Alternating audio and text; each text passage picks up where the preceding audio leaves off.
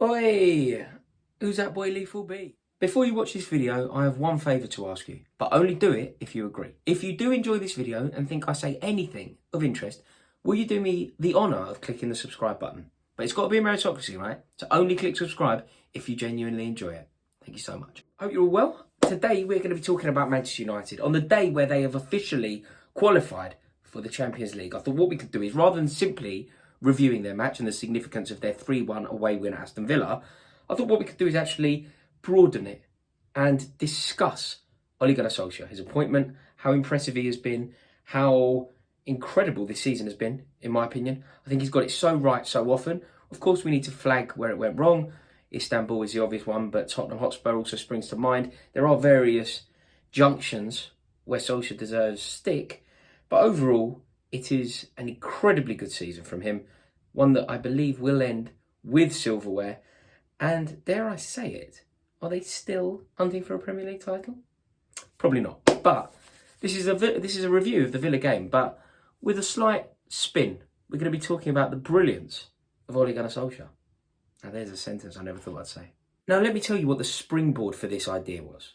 It's because as the game ended, the cameras panned to Ole Gunnar Solskjaer, and as he was leaving the Aston Villa stadium, he's walking across the pitch, and he was all fun, laughing, smiles with Paul Pogba. Paul Pogba looked sharp, fit, loving football, dare I say it, even settled. And I think that Ole Gunnar Solskjaer deserves nothing but credit for that. You know, player and manager walking off the pitch, off the back of a 3-1 impressive away win, but in total harmony. And this, for me, is one of Ole Gunnar Solskjaer's key skills. I think one of his most significant qualities, in fact, arguably even the most significant quality, is his ability to spread harmony. When you look at the individual players of Manchester United, virtually to a man, they all seem happier, they are all playing better, the entire mood has elevated, and the togetherness of the entire squad is perfectly clear for all to see. And this sort of man management style, it brings out the best in Paul Pogba. Rather than lecturing him and telling him how he should be and telling him how to behave on social media and telling him what he's doing wrong and telling him his hairstyle's not right, he worked with him, allows his natural talent to flourish, and, well, I mean, it doesn't take an expert to tell you, Paul Pogba on form is an asset to any club in the world. Now, I just said a comment there that I feel could get a little bit of heat. I know how YouTube comments work by now, so I thought what we could do is countenance it. Let's have the conversation about it. I said that Ole Gunnar Solskjaer has pretty much elevated the individual performances of every single player in that United team. Bold, I agree, but I genuinely think it's true. Certainly the key players. I think if you think about, let's take Luke Shaw as an example. Luke Shaw is playing the best football of his career. That is undoubtedly true. Luke Shaw is a guaranteed starter for England. That is undoubtedly true. At the beginning of the season, Luke Shaw was touch and go whether he'd even go with England. I'm not even convinced that Luke Shaw was in Gareth Southgate's plans. He has now made himself completely and utterly undroppable.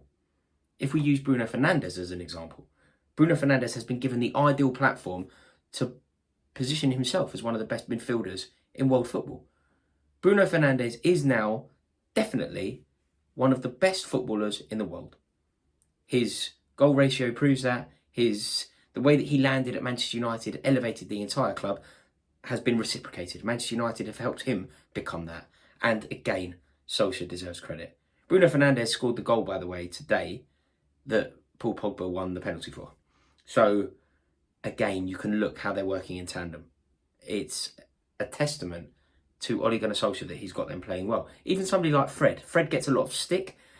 I sit next to Adam McCullough. He will take issue with this comment. But Fred has become a very consistent, very key and pivotal player for Manchester United. He may not be the player that Manchester United fans think they should have. He may not be Roy Keane. But Fred has become a consistent player for them. He has become a very good player. And if you think about where he was and where he is now, again, we have to credit Solskjaer.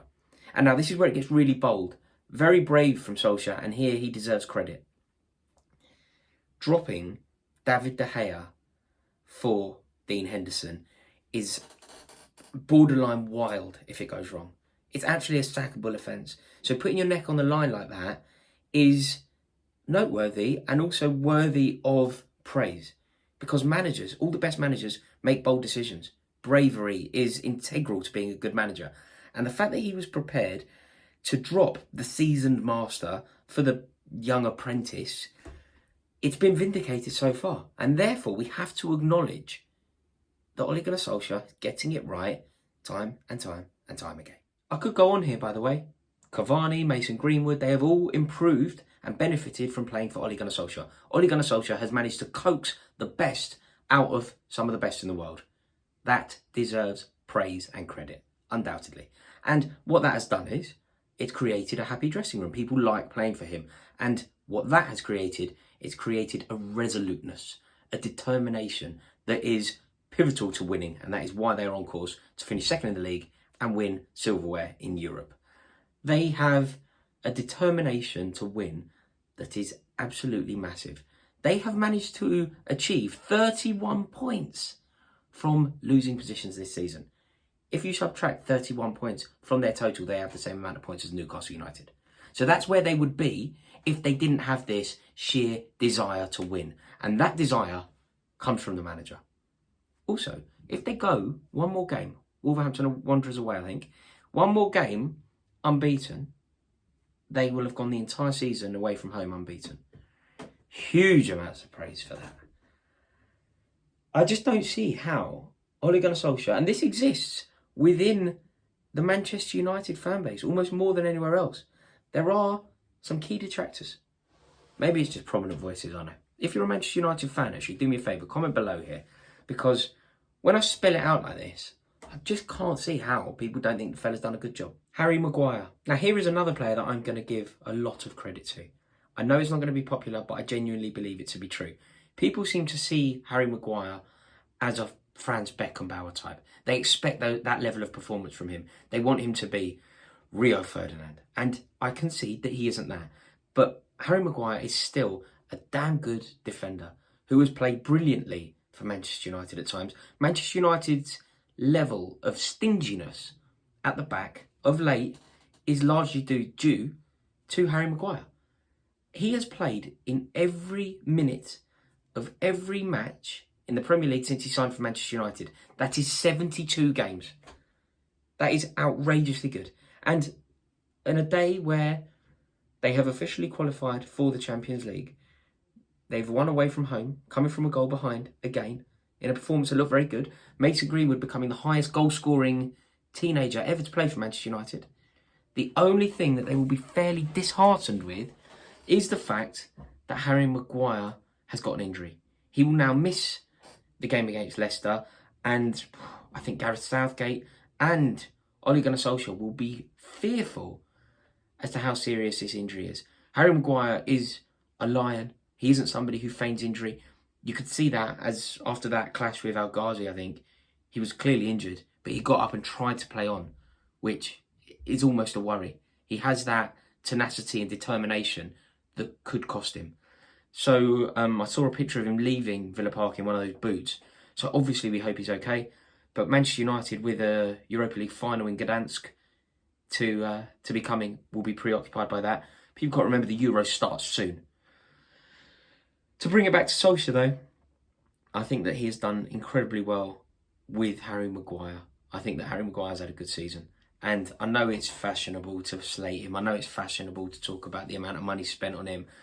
I know that I hear it all the time. Boovy is the biggest culprit. But I imagine I'm going to get some stick here. But I dance to my own tune. I think Harry Maguire is a really good defender. So there we have it. They are my thoughts on Manchester United and Ole Gunnar. Sorry about that. God, surprised me. And Ole Gunnar Solskjaer. Let me know what you think. It came off the back of the most quintessential of Manchester United wins.